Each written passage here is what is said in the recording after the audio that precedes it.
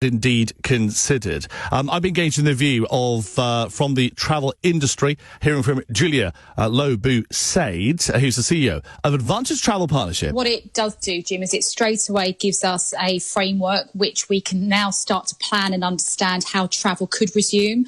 Up until then, we've had 12 months of nothing at all, an industry that's kind of been slam closed. So it's positive in the sense that we can start to work through what that framework would look like. But as you said, huge amounts of questions and complexities around this.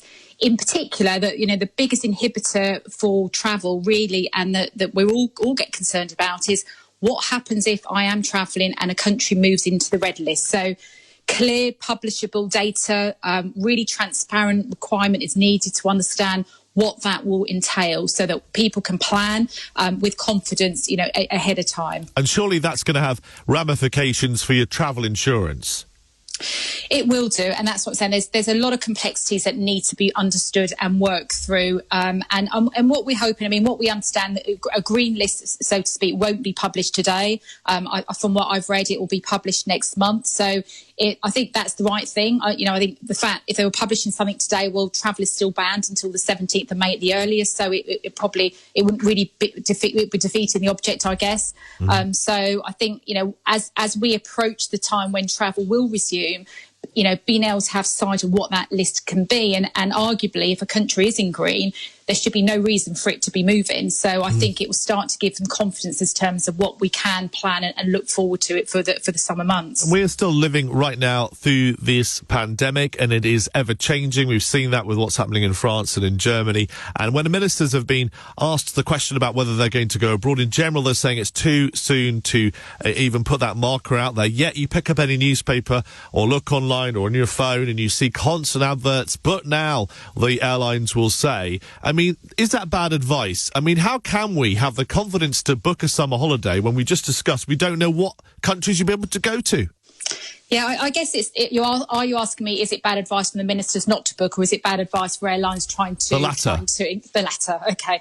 So, a lot of airlines and a lot of the travel industry have very flexible terms. So they have very flexible options available for customers who are looking to book. And not forgetting, Jim, many people have been apart from families and friends that live overseas, and they're desperate to go and see them. So want to be able to book something now. And let's be really clear, it's not illegal to book right now. It's illegal to travel, definitely not illegal to book. The big issue that I would add is what is really important is thinking about what you book and how you book it. So when somebody is looking to book, make sure that you're booking with a reputable travel agent, someone that you understand, someone that you trust, and that there are flexible terms. And there are many options now where you can book in advance, and should the need to change your travel arrangements on the back of government advice affect that holiday or that travel plan, then you can change with confidence, with a money-back guarantee, and flexible changes as well. And that's really important. Are there any trends you can share with us in terms of where your clients, what destinations are kind of hot, where they're looking towards? Is there a change in the norm? What we are seeing, a lot of our members, their booking patterns have clearly changed significantly.